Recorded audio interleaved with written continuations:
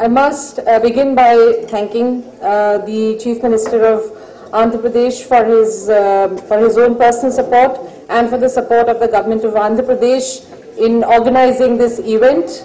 Despite all apprehensions and misgivings, we decided to go ahead with this Poly India 2011, and so I must say that the choice of Hyderabad was very strategic for us.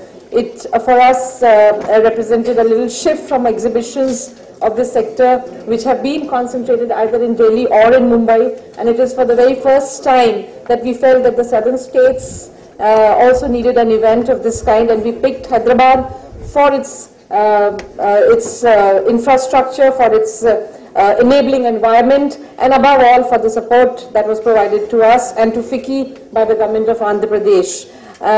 There came several occasions when there was an attempt to look at the possibility of either postponing the event or shifting the venue, but we stood firm on this, and it was possible only because the government of Andhra Pradesh provided their support to us in the way that they did. So my very big thanks to the Chief Minister and to the government of Andhra Pradesh for their unstinted support in organizing this event. And I would say that the industry has been extremely forthcoming and very, very enterprising in cooperating with FICCI. The thrust areas that have been identified for the development of plastics include agriculture, the telecommunications, the construction sector, as well as the transportation sector.